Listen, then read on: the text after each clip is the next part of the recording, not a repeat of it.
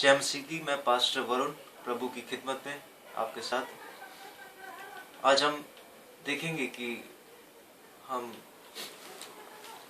जिसे खुदा कहते हैं, जिसे हिंदी में परमेश्वर कहते हैं, परमात्मा कहते हैं, पंजाबी में वाहिगुरु कहते हैं और इंग्लिश में गॉड कहते हैं, आखिर वो परमेश्वर है कौन? यहाँ पर परमेश्वर के वचन में बाइबल उत्पत्ति की पुस्तक उसका पहला अध्याय और उसके पहले वचन में लिखा है कि आदि में परमेश्वर ने स्वर्गों और पृथ्वी की सृष्टि। यहाँ पर स्पष्टता से लिखा है कि आदि में, यानी कि इसका कोई हिसाब किताब हम नहीं लगा सकते। कितने हजार साल पहले प्रभु ने, कितने लाखों साल, करोड़ों साल पहले प्रभु ने इस पृथ्वी की सृष्टि की, स्वर्गों की सृष्टि की। लेकिन परमेश्वर का वचन आगे जाके हमें ये बताता है कि परमेश्वर के मुख के द्वारा जो वचन निकला, उसके द्वारा परमेश्वर ने हर एक को बनाया। उसने लाइट को बनाया, उसने अंधियारे को बनाया और उसने तमाम चीजों को बनाया जो कि आज मौजूद है। प्रभु परमेश्वर का वचन कहता है आगे जाके कि उसने जलचर को बनाया और जो आकाश में पक्षी बनते हैं सबको अपने मुख के द्वारा बोला और वो हो गए।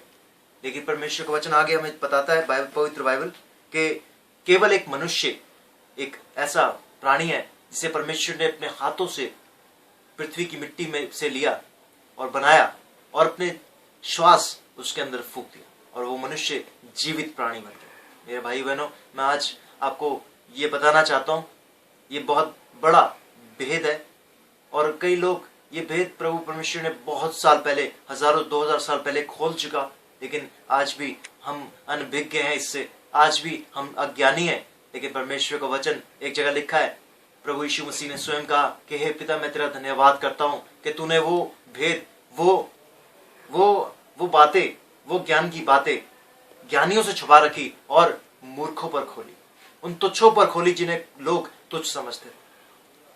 प्रभु का वचन कहता है कि मनुष्य को उसने अपने समान बनाया, अपने स्वरूप बनाया। और आगे हम यूहन्ना रचित सुसमाचार में देखें तो वहां लिखा है स्पष्टता से 9 पद में, पहला बाब में, कि वो जगत में था और जगत उसके द्वारा उत्पन्न हुआ और जब वो जगत में आया, वही शब्द, वही वचन, तब उसे किसी ने नहीं पहचाना, ना उसे किसी ने स्वीकार किया।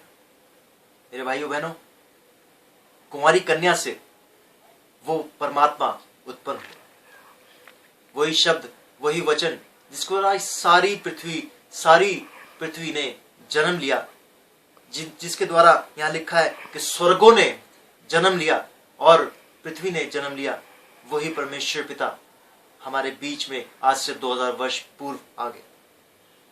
और यहाँ तक कि हम उपनिषदों में देखें तो बहुत स्पष्टता से लिखा है कि वो अजन्मा परमेश्वर है, वो प्रजापति स्वयं यज्ञ वेदी पर हमारे लिए अर्पित हो गए। और सचमुच हम देखें तो सचमुच यहाँ पर स्पष्टता से पवित्र बाइबल बताती है कि वो परमेश्वर देदारी हो, कुमारी स्त्री से देदारी हुआ और मनुष्य ने उसे ऐसी महिमा देखी जैसे पिता के इकलौते पुत्र की। और आगे जाके अगर 3:16 हम देखें तो लिखा है, जो कोई उस पर विश्वास करेगा नाश नहीं होगा परंतु अनंत जीवन पाएगा। मेरे भाइयों बहनों, वो गॉड, वो परमेश्वर, उसका नाम यीशु मसीह है। वो आज आपको तसल्ली देना चाहता है, वो आपको मुक्ति देना चाहता है। आप जिसकी मोक्ष की बात करते हैं, हम मोक्ष उसके द्वारा पा सकते हैं। प्रभु का वचन कहता है केवल उसके क्रूसित होने से, उसके मार खाने से हमें शांति मिली, क्योंकि वो यज्ञ वेदी पर अर्पित हुआ हमारे लिए उसने,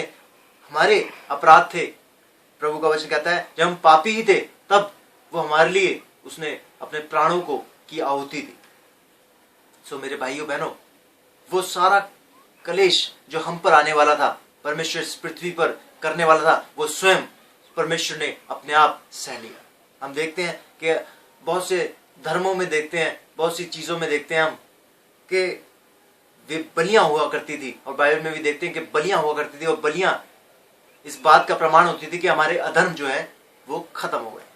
हम अपने अधर्मों के लिए, पापों के लिए, पहले पूर्वज हमारे क्या करते थे, बलियां चढ़ाया करते थे, वध किया करते थे जानवरों का। लेकिन प्रभु का वचन कहता है वो स्वयं हमारे लिए यज्ञ वेदी पर अर्पित हो गया, हमारे लिए स्वयं एक ही बार उसने अपना लहू बहा दिया, अपना रक्त, कीमती रक्त बहा दिया, ताकि हम पाप से, गुनाहों से अपने आप को छुड़ा सके। केवल और केवल यीशु मसीह के पवित्र रक्त के द्वारा हम पवित्र होते हैं। प्रभु का वचन कहता है कि अगर हम उसके लहू में अपने आप को धो दें तो हम पवित्र हो जाते हैं, और हमारे लिए उसने उद्धार का मार्ग खो दिया है।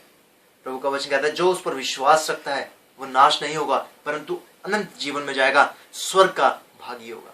सो मेरे भाइयों बहनों, प्रभु परमेश्वर आपके दिलों में खटखटा रहा है।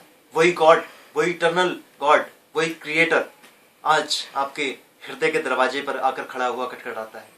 3:16 प्रकाशित वाक्य में लिखा है कि मैं आज तेरे हृदय के दरवाजे पर आकर खड़ा हुआ खटखटाता हूं।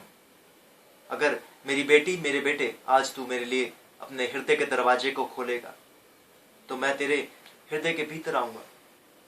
सो मेरे भाइयों बहनों, प्रभु परमेश्वर का वचन कहता है ऐसा ना हो कि हम अपने हाथ पत्थर सा अपने हृदय कर लें और प्रभु को जगह ना दें, क्योंकि हम देखते हैं कि हमारा अंत आता है और तब हम देखते हैं प्रभु परमेश्वर का वचन कहता है कि न्याय हमारे सामने होता है। सो ऐसा ना हो कि हमें दंड सहना पड़े सारी जिंदगी और उस जिंदगी के बाद भी।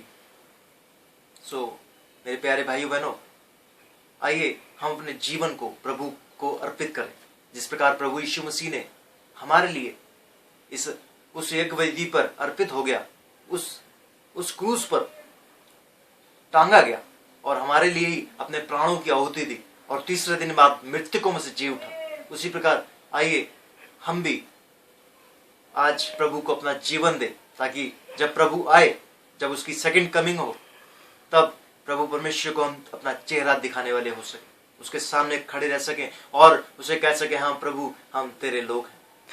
वो जीवित परमेश्वर आज भी आपको क्षमा देता है। प्रभु का वचन बताता है और सचमुच कि क्षमा देने योग्य और किसी में ऐसी बात नहीं, केवल यीशु मसीह को ऐसा अधिकार है। प्रभु का वचन कहता है और किसी को ऐसा अधिकार नहीं। स्वर्ग और पृथ्वी की सारी कुंजियां यीशु मसीह के हाथ में है। मेरे प्यारे भाइयों बहनों, आप अगर गहन अध्ययन करेंगे तो आप पाएंगे कि बाइबल एक धर्म की पुस्तक नहीं, बल्कि ये पुस्तक है जीवन की, जो आपको जीवन देगी, जो मुझे जीवन देती है। प्रभु का धन्यवाद हो। हम दोबारा ऐसे ही बात करते रहेंगे और प्रभु का फजल हम सब पर होता रहेगा। यीशु मसीह की जय।